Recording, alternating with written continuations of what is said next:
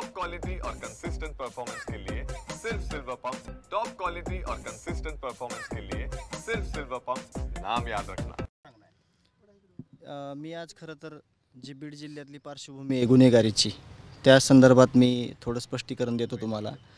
बीड जिल्ह्यामध्ये जी कायदा आणि सुव्यवस्था आहे, त्या कायदा आणि सुव्यवस्थेमध्ये जो हत्या झाली त्याच्या अगोदरचा कालखंड असा होता की कुठलीही गोष्ट जी चुकीची झालेली आहे ती वेळेत तिला त्याच्यावर ताबा मिळवला नाही, चुकीला चूक म्हणलं गेलं नाही, म्हणून जी गुन्हेगारी जी तिथं वाढलेली आहे, जे अपहरणाचे प्रकार वाढलेले आहेत, या हत्या होण्या अगोदर जे स्टोर इन्चार्ज आहेत शिंदे साहेब आणि स्टोर मॅनेजर, त्यांना अपहरण केलं होतं 28 मेला। त्यावेळेस जर ॲक्शन घेतली असती यंत्रणेनं तर ह्या पुढच्या कुठल्याही घटना घडल्या नसत्या, किंवा तिथं जी गुन्हेगारी वाढलेली आहे त्याला राजकीय पाठबळ पण दिलं गेलेलं होतं। हे वेळोवेळी सिद्ध झालेलं आहे।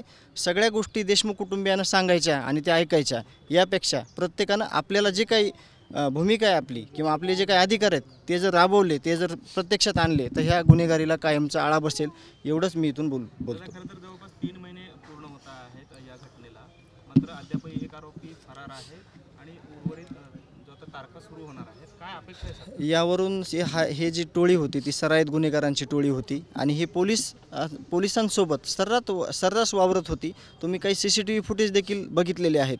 307 मध्ये फरारी असणारा आरोपी हा जो कृष्णा आंधळे आहे तो मागच्या 2 वर्षापासून फरार आहे, तरी पण केज पोलीस आणि धारूर पोलिसांत तो सर्रास त्याचा वावर होता।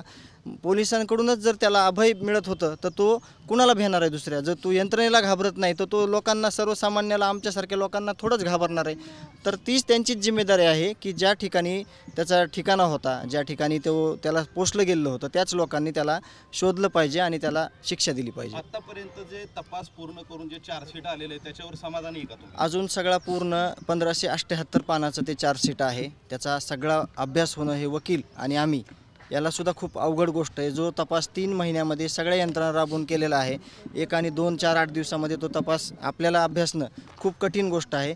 तरी पण आता जे काही राहिलेलं भाग 2 आहे, जे सप्लिमेंटरी चार्जशीट होणार आहे, त्याच्यामध्ये देखील काय काय होणार आहे त्याच्याकडे सुद्धा बघणं हे म्हणजे गांभीर्याचं राहणार आहे। सप्लिमेंटरी चार्जशीट होणार आहे असं तुम्ही सांगताय, त्याच्यामध्ये काय असणं अपेक्षित आहे तुम्हाला देशमुख कुटुंबियांना?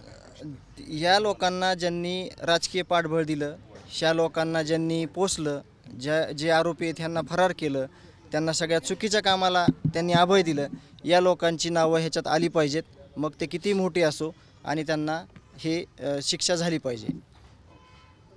वैभवताई, खरं तर तुझा देखील जबाब जो आहे तो घेतला गेलेला आहे, चार्जशीटमधून त्या गोष्टी समोर आलेल्या आहेत। काय नक्की तो संवाद होता, काय तू काय जबाब दिलेला आहे, काय घटना घडली याबाबत तर मी नंतर बोलेल, पण आज आम्ही या बारामतीच्या मोर्चामध्ये समजा माझ्या वडिलांची जी माणुसकीच्या दृष्टीने जी हत्या झाली आहे आणि बीड जिल्ह्यातील जी वाढणारी गुन्हेगारी आहे, आमचा फक्त म्हणजे आम्हाला कुणावर राग नाही आहे, द्वेष नाही आहे, फक्त आम्हाला एवढं वाटतं की माझ्या वडिलांची ज्यांनी हत्या केली किंवा त्यांना मदत करणारे जे कोणी असतील किंवा ते प्रशासनातील लोक असतील किंवा इतर कोणी असतील, त्यांनासुद्धा यामध्ये सहारोपी करावं, आणि कारण की जी घटना आज घडली आहे ती नंतर घडू नये।